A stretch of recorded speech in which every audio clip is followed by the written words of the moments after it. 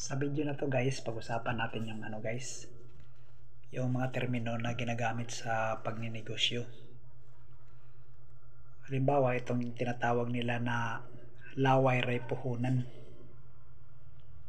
So, pag sinasabing laway ang puhunan, wala kang ilalabas na pera pero kikita ka sa anong paraan.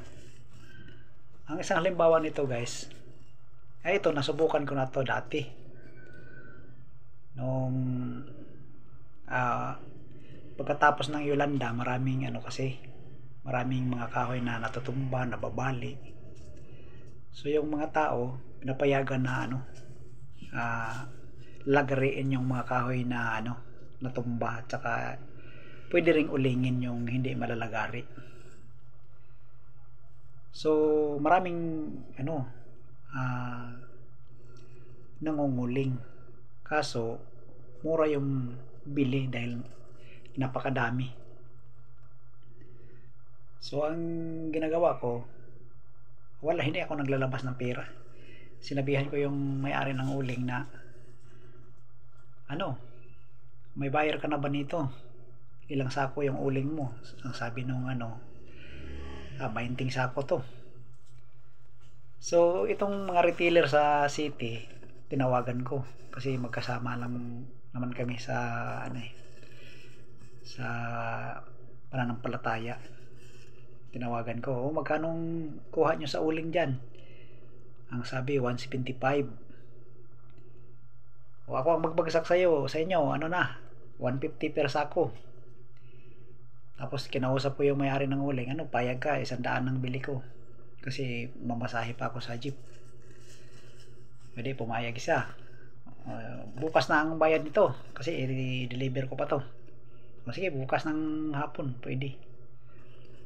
So sa 20 sako guys, ipinasa ko ngayon ng 150.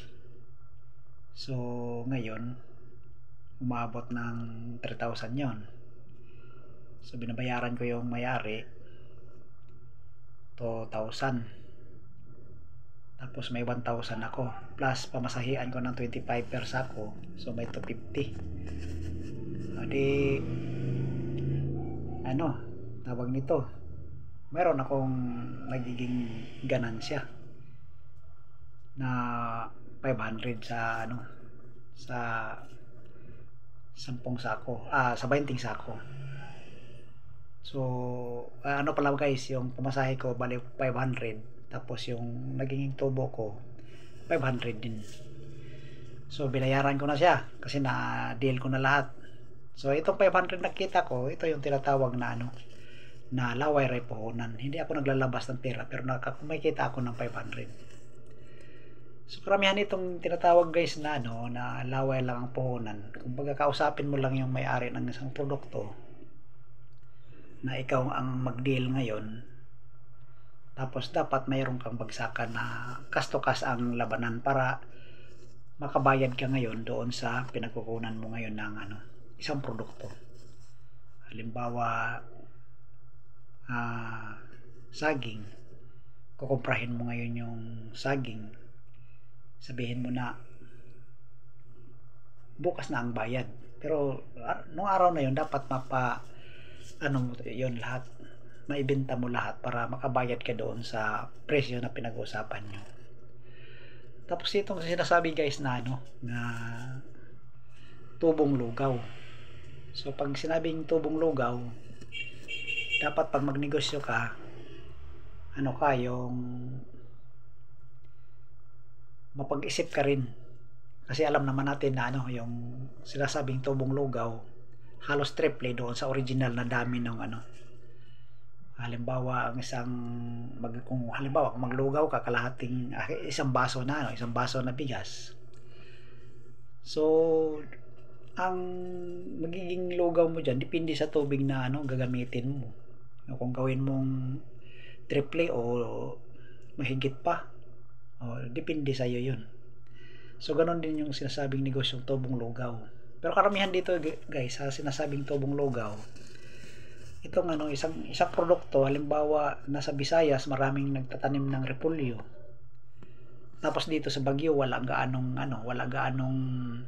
nagtatanim ng repolyo. Ibig sabihin dito sa Metro Manila, dahil yung bagyo, dito yan sila magbabagsak sa Metro Manila.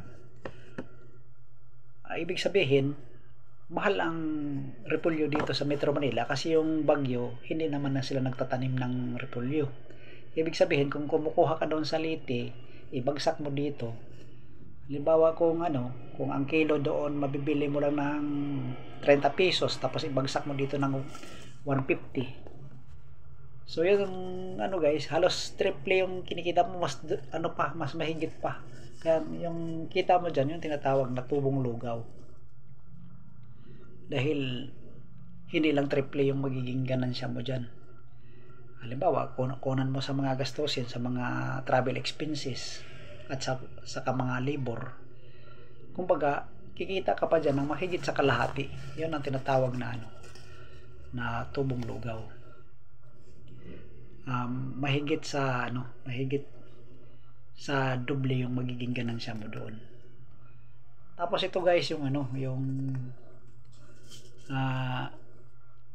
pag-isipan mo para kumita ka sa ganun na tinatawag na tubong lugaw. Mag-isip ka na sa isang lugar mura ang isang bilihin, pero pagdating sa isang lugar mahal naman pag ibenta. So ang dyan, travel ang labanan dyan guys. Kukunin mo sa isang lugar mura, ibagsak mo sa isa lugar na mahal. Doon ka kikita na yung sinasabi nilang tubong lugaw. Tapos itong sinasabi guys na yung katas ng kalawang. Ito yung mga termino sa mga nagja-junk shop, pero mai-apply din natin to sa sa iba pang negosyo na hindi naman junk shop. Halimbawa sa mga nagninegosyo ng junk shop, bibili sila ngayon ng kunwari bakal. Bibilihin nila yung bakal. Pag bibilihin nila ng bakal halimbawa 10 kilo, pero pagdating naman doon sa bagsakan mga 10 kilo doon, hindi nila ibenta yon. I-stock nila yon. Habang ini-stock nila yung bakal, kinakalawang yon. Itong kalawang mas lalong nagpapabigat sa bakal kapag ibenta. Kasi ang bakal naman talaga kinakalawang. Pag kinakalawang, lalong bumibigat yung bakal. So ang diskarte nila dyan, para kikita sila, kung halimbawa sa bulan ng January, 10 piso ang bili nila sa bakal, pero pagdating nila doon sa bagsakan, 10 piso pa rin yung tanggap doon. So hindi nila ibenta yon, maghintay pa sila doon sa sumunod na buwan. Kung sa sunod na buwan mag-15 na yon, o di kaya mag-20, o saka nila na ibenta. So tutubo na sila doon sa original nilang kapital plus yung bigat ng bakal ay kalawang yung ipa-plus pa nila yon na magiging ganansya nila kasi bibigat mas lalong bumibigat yung bakal kapag kinakalawang. So sa ibang din guys, sa ibang negosyo naman, yung tinatawag nilang katas ng kalawang, may halintulad din natin to sa halimbawa magnegosyo ka ng bigasan, mag-buy and sell ka. So karamihan dyan sa pagbibili nila, doon sila bibili doon sa sa Tag-ani. So halimbawa abunda yung supply. So alam naman natin dito sa Pilipinas na kapag tawag nito yung demand is high, the supply is low. So ang presyo mataas yung presyo kasi ang supply mababa pero yung pangangailangan mataas, doon tataas ang presyo. Pero yung sinasabing yung ang supply mataas pero yung demand mababa, mura ang mura ang isang produkto doon guys. Halimbawa mais, Tag-ani ng mais, pero wala namang gaanong kumakain ng bigas na mais. So mababa ang mais ngayon. So ang gagawin ng mga traders ngayon, bibilhin nila lahat yun, bibilhin nila ng mura, tapos i-stock mo na sa isang bodega. Ngayon pag ano na, pag lipas na lang tag-ani, so magmahal na ngayon yung magmahal na ngayon yung mais o di kayong palay. Pag mahal nila yung palay, sa kanila ngayon ibenta ng mahal. So pagbenta nila ngayon yung mahal, ito na yung sinasabi na parang katas na rin ng kalawang. So kasi na-stock. So ganun yung mga strategy sa iba guys na na kung paano sila mag-negosyo. So ulitin natin guys yung sinasabing laway ang puhunan. So ito yung negosyo na hindi ka naglalabas ng pera pero nakaganansya ka. Tapos yung sinasabing tubong lugaw, ito yung diskarte ng isang negosyante na para kumita siya ng triple o mahigit pa, dapat mag-isip siya ngayon ng lugar na maraming ang nagtatanim doon, mura, pero pag ibagsak sa isang lugar mahal, sa kanya yung ngayon ay yun, ibenta.